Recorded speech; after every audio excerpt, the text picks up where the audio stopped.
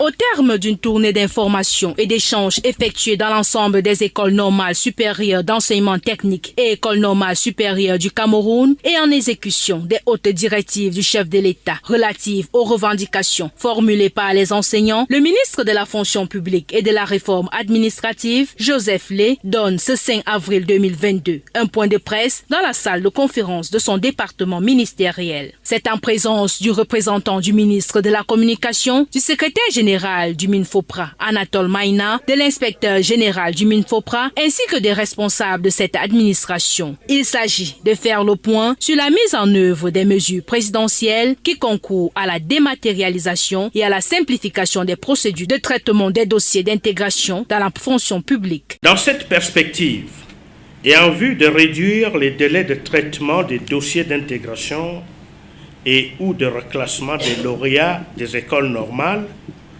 la nouvelle procédure découlant des dites directives nous a amené à procéder à une évaluation de la situation.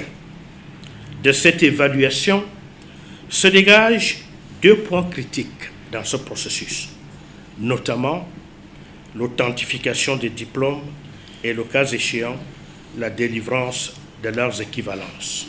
Pour y mettre un terme définitif, une première prévision budgétaire est constituée dans le cadre de l'exercice 2022. Ces moyens vont nous permettre d'acquérir une application spécialement dédiée à l'authentification des diplômes, ce à travers une plateforme collaborative regroupant le MINFOPRA, le MINESUP, le MINESEC, le MINEDUP, le MINSanté et toutes les autres administrations ou institutions qui délivrent les diplômes au Cameroun.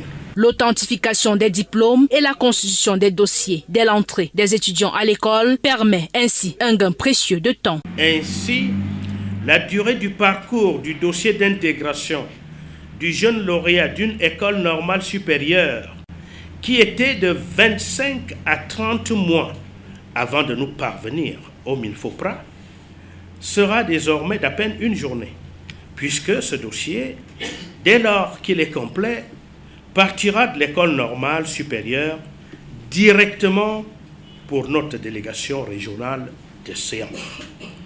Au moment de la numérisation des pièces constitutives, nous les recevrons en temps réel ici à Yaoundé. Au regard de ce qui précède, nous sommes en droit de penser et même d'affirmer qu'au lieu de 2 à 3 ans, voire plus, au lieu de 2 à 3 ans, voire plus, le jeune lauréat sorti de l'ENS ou de l'ENSET ne devrait plus patienter que pendant à peu près 45 à 90 jours, voire moins, étant donné que nous travaillons désormais en ligne. En ce qui concerne l'initiative à résultat rapide initiée le 3 mars 2022, il convient de dire que cette opération permet en quelques jours de traiter un nombre appréciable de dossiers. Cette initiative envisageait le traitement en 15 jours francs de 8000 dossiers de personnel enseignant reçus au cours de ces 3 dernières semaines. Mais à la date du 4 avril 2022, les statistiques nous montrent autre chose. Ces statistiques se présentent ainsi qu'il suit. 17 143 dossiers directement reçus, donc plus du double de ce que nous attendions. 14 290 actes initiés. 9 176 actes signés par le ministre chargé de la fonction publique.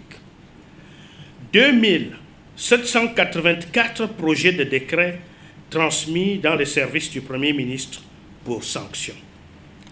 4 855 matricules générés pour les enseignants nouvellement recrutés. Un travail conjoint avec les autres administrations permet au MINFOPRA de poursuivre la dématérialisation du traitement des dossiers d'intégration des jeunes à la fonction publique.